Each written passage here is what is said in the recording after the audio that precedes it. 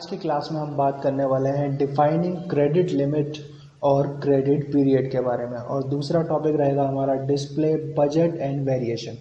Budget and variation जैसे पिछली class में हमने देखा था बजट क्रिएट करना, डिस्प्ले करना, ठीक है, और हमने डिस्प्ले कर लिया था। अब क्या करना है, और हमने एक्चुअल में खर्चे भी कर लिए थे, ठीक है। एक्चुअल में खर्चे करने के बाद दोनों का कंपैरिजन करना था, यानी उसके अंदर जो वेरिएशन था वो दिखाना था। लेकिन उससे पहले मैं आपको एक टॉपिक इसमें और बताऊंगा, defining credit limit and credit period. इसके लिए आपको कौन कौन से ऑप्शन यूज़ करने हैं टैली के अंदर वो पहले मैं आपको बता देता हूँ। तो यहाँ पे अकाउंटिंग वाउचर में F11 F1 में जाना पड़ेगा। सबसे पहले आपको यहाँ मिलेगा, यहाँ पर आपको यस करना है मेंटेन बिल वाइज डिटेल, जिससे आपके पास डिफाइनिंग क्रेडिट पीरियड आ जाएगा, ठीक है। और दूसरा यहाँ पे आपको यस करना है मेंटेन बजट एंड कंट्रोल, ठीक है। पहला ऑप्शन रहेगा बिल वाइज डिटेल, दूसरा रहेगा मेंटेन बजट एंड कंट्रोल, जिससे आपके पास क्रेडिट लिमिट आ जाएगी और आपके हाथ में एक कंट्रोल आ जाएगा।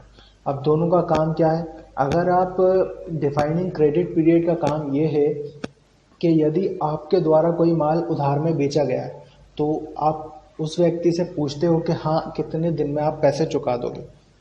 तो यदि वो 30 दिन के बाद पैसे नहीं चुकाता है तो फिर उसको बोलने का तरीका अलग हो जाएगा, हमारा बात करने का तरीका, मतलब कहने का मतलब कि उसको कॉल किया जाएगा कि भाई पैसे दो, इतना टाइम आपने हमसे मांगा था। तो वो क्रेडिट पीरियड कहलाता है। उसके बाद होती है क्रेडिट लिमिट। तो क्रेडिट लिमिट का मतलब ये होता है कि हम अपने एक्सपीरियंस से हम ये देखते हैं कि वो व्यक्ति हमें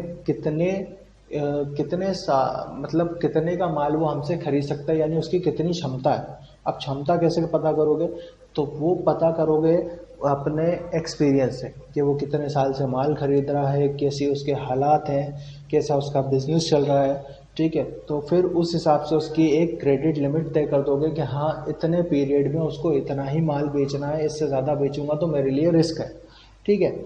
उसके बाद मैं आपको सेकंड टॉपिक में बताऊंगा बजट में वेरिएशन करना। तो सिंपली सबसे पहले मैं आपको बताने जा रहा हूँ कि यहाँ पर हमें करना क्या। तो दो ऑप्शन हमने यस कर लिए हैं। उसके बाद जब हम लेज़र बनाएंगे तो अकाउंट्स इन्फो में एक लेज़र क्रिएट होगी।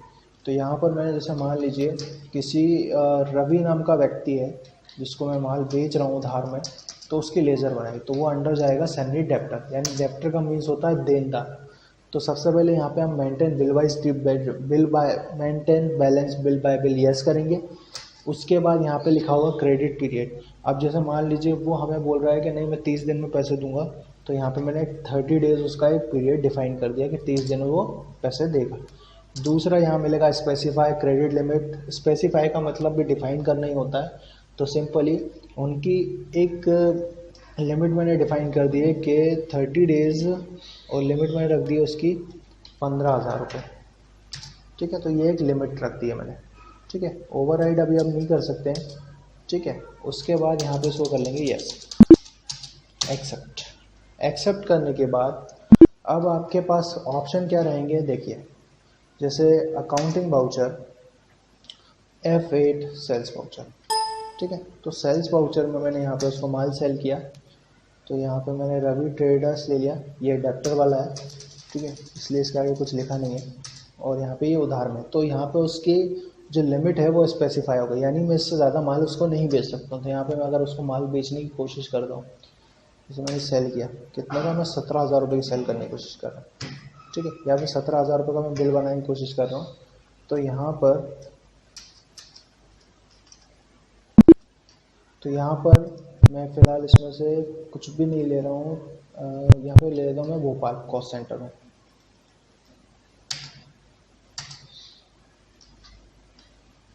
तो भोपाल ले लेता हूँ यहाँ पे कॉस्ट सेंटर में, ठीक है। और यहाँ पे मैंने कर दिया एक्सेप्ट। लेकिन यहाँ पर एक मैसेज आएगा मेरे पास, फिर से दिखा देता हूँ आप लोगों को। तो यहाँ पे मेरे पास एक मैसेज आ रहा है कि जो आपने, मैसेज को मैं पढ़वा देता हूँ, credit limit of Ravi traders 15,000 DR exceed current 17,000, यानी कि 17,000 रुपये आप उसका माल, 17,000 रुपये का माल बेच रहे हो, जबकि उसकी लिमिट 15,000 रुपये। तो मैं इसमें चेंजेस करता हूँ। अगर मैं उसे 15,000 रुपये से 1 रुपये का भी ऊपर बेचने की कोशिश करूँगा, कंप्यूटर मुझे या फिर टैली मुझे मना कर देगा। जैसे मैं इस पर एंटर करूँगा तो यहाँ पे मैं 15,000 रुपये कर देता हूँ। एक्सेप्ट। तो यहाँ पे जो लिमिट है वो एक्सेप्ट हो चुकी है, ठीक है, लेकिन अब उसकी जो ये लिमिट है वो ख़त्म हो चुकी है, ठीक है। तो सिंपली अब यहाँ पर हम चेक कर लेते हैं। तो यहाँ पर आपको दिखाई देगा कि बैलेंस शीट में आपने करंट एसेट्स में सैलरी डेप्टर है जो 15,000 रुपये जिसको देने, ठीक है। तो ये 15,000 रुपये है। अब वो 30 डेज़ में हमें चुकाएगा। अगर वो नहीं चुकाता है तो फिर आप उसके बाद यहाँ पर F6 नाम से मंथली